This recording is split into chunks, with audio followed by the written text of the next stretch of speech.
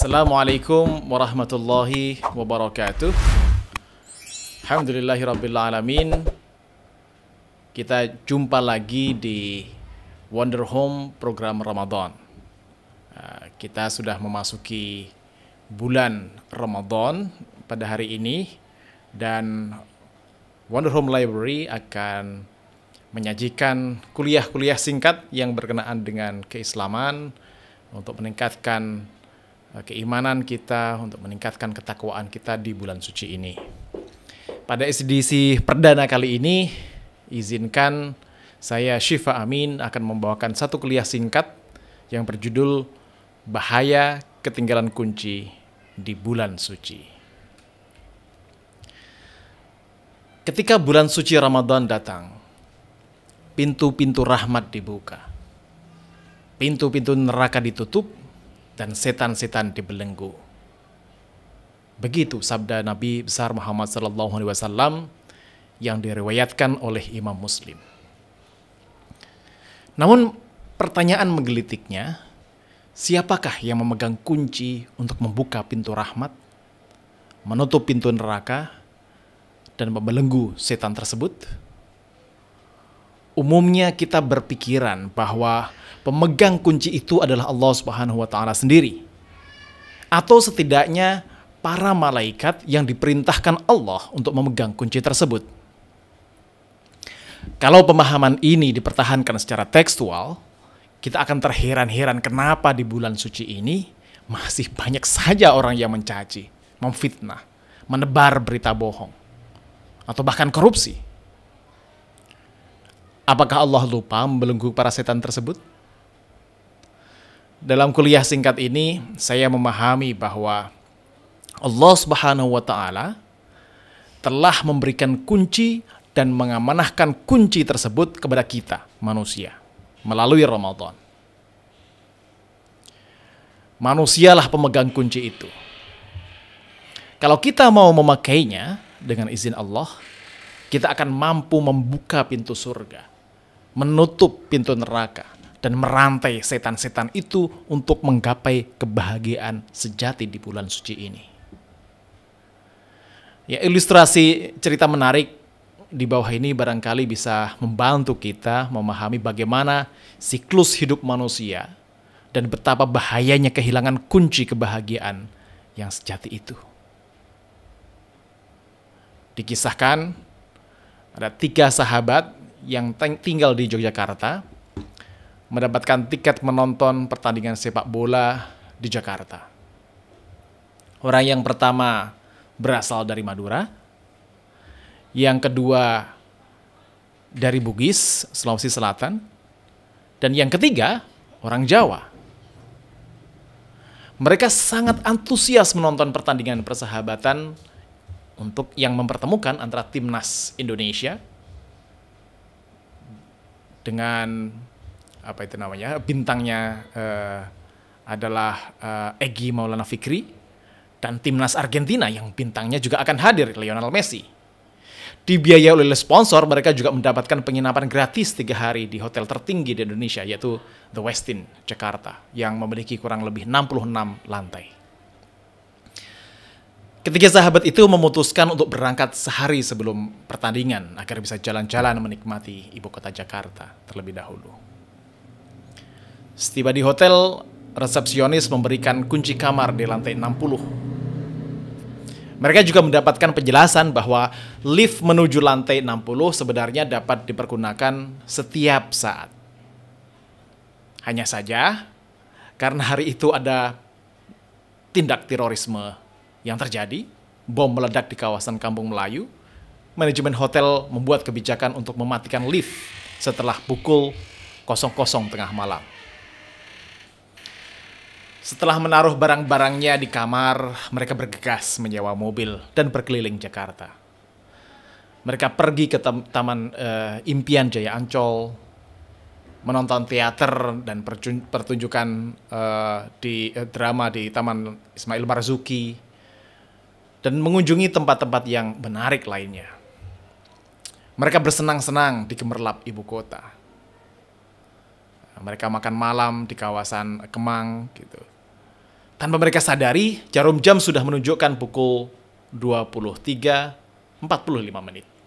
Padahal posisi mereka masih berada di sekitar Kemang setelah makan malam. Apalagi lalu lintas juga sangat macet.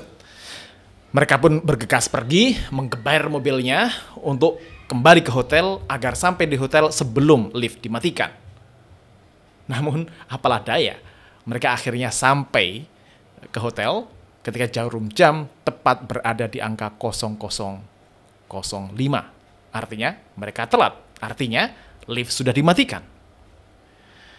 Mereka terpaksa harus menaiki tangga darurat untuk mencapai kamar di lantai 60. Untuk meringankan langkah, mereka bersepakat bahwa masing-masing harus bercerita. Jadi biar santai, terhibur begitulah.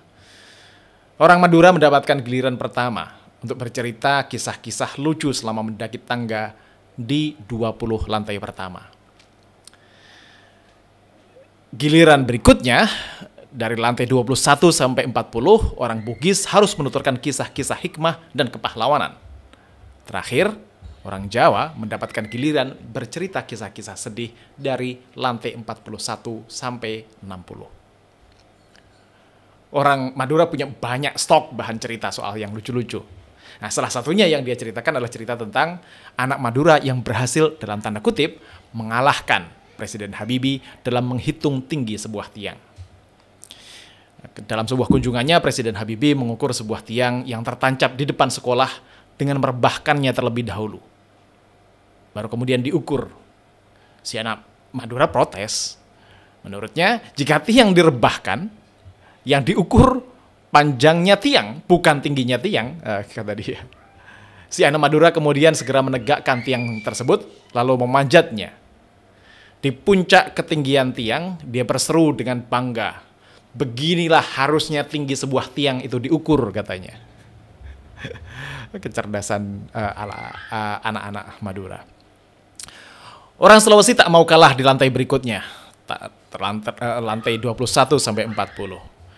Dia menuturkan kecerdasan dan antusiasme Kareng Patingaloang terhadap sains modern, kepahlawanan Arung Palaka, dan kisah-kisah hikmah yang terekam dalam buku epik I Lagaligo. Sesampai di lantai 41, giliran orang Jawa yang bercerita. Dia bukan bercerita tentang kisah Pilu Diah Pitaloka Citaresmi yang gugur di Perang Bubat demi kehormatan diri dan bangsanya. Bukan pula tentang kisah Dewi Kilis Suci yang menciptakan tragedi cinta buat Mahesa Suro dan Lembu Suro di wilayah Kediri. Dia mewanti-wanti kedua temannya agar tidak marah setelah mendengar cerita sedihnya. Dia mulai bertutur begini. Saat kita mau jalan-jalan tadi, saya yang keluar terakhir dari kamar. Saya sudah kunci pintu kamar dan meletakkan kunci tersebut dalam tas saya. Karena tasnya terlalu berat, kita beli oleh-oleh banyak dan saya taruh di dalam tas, saya tinggalkan tas tersebut di dalam mobil. Jadi cerita sedih saya adalah kita tidak punya kunci untuk masuk kamar. Termasuk kunci cadangan karena semuanya tertinggal di dalam tas yang tasnya ada di dalam mobil. Kisah yang disadur dan dimodifikasi dari ceramah Imam Muhammad Joban, imam yang dari Indonesia, lulusan Mesir yang sekarang tinggal di Amerika, ini memberi kita banyak pelajaran. Salah satunya adalah kemiripannya dengan kehidupan manusia yang mendamba kebahagiaan di dunia dan di akhirat. Pada 20 tahun pertama, biasanya kita tenggelam dalam kehidupan yang syarat dengan permainan, petualangan, bahkan kenakalan. Bermain-main dengan aneka mainan di masa kecil, bermain dengan teman sebaya di masa remaja, dan mencari identitas diri yang kadang terpeleset dalam kenakalan di masa menjelang dewasa. Setelah berumur lebih dari 20 tahun hingga 40 tahun, pada umumnya kita baru mulai berpikir dengan serius soal hidup. Menyelesaikan sekolah, mencari pekerjaan yang layak, menikah, membesarkan anak, dan aktivitas-aktivitas yang lain yang membutuhkan kecerdasan, kematangan, dan kebijaksanaan. Ujungnya, pada umur 40 tahun dan seterusnya, kita mulai menyadari bahwa rambut mulai memutih atau bahkan botak gitu. Kesadaran bahwa hidup tidak akan lama lagi mulai menggelayuti, bahkan menghantui. Ada kesedihan dan penyesalan yang merasuk di dalam batin. Apalagi kalau kita sering menghabiskan dan menyia-nyiakan waktu muda untuk hal-hal yang tidak bermakna. Seperti waktu hanya dipakai untuk memanjakan kenikmatan indera dan nafsu saja. Kalau hal itu yang terjadi, sama seperti ketiga sahabat yang ketinggalan kunci di mobilnya tadi, kita juga telah melupakan dan meninggalkan kunci kebahagiaan di masa muda. Tapi tidak seperti orang Madura, Bugis, dan Jawa yang masih bisa mengambil kuncinya meski harus menuruni tangga lagi. Kita tidak bisa kembali ke masa muda untuk mengambil kunci kebahagiaan tersebut. Semua sudah terlambat. Umur tak mungkin lagi bisa diulang. Kita nggak bisa kembali muda. Namun Allah Subhanahu wa Ta'ala Maha Pemurah. Dia memberi lagi kesempatan bagi manusia untuk mengambil dan memakai kunci kebahagiaan melalui bulan suci ini. Di dalamnya terdapat kunci-kunci yang bisa dipakai. Sebagaimana sabda Nabi Muhammad SAW yang dikutip di atas, untuk membuka pintu-pintu surga, menutup pintu-pintu neraka, dan membelenggu setan-setan. Itu dengan kunci. Kita harus mengambil dan menggunakan kunci-kunci itu dengan baik. Kunci-kunci itu adalah amalan-amalan kita. Amalan-amalan kita di bulan suci Ramadan ini. Jika amalan-amalan kita dilakukan dengan keimanan, keikhlasan, kekhusyuan, imanan wahtisaban, Allah sendiri yang akan mengganjarnya. Kullu amali ibni Adam lah illa saum, kecuali saum. Saumu li wa ana jazibih. Puasa itu adalah milikku dan saya akan mengganjarnya. Hijab yang menutupi antara hamba dengan Tuhan terbuka. Dialah yang pada gilirannya akan menghadirkan kebahagiaan sejati di dunia dan di akhirat.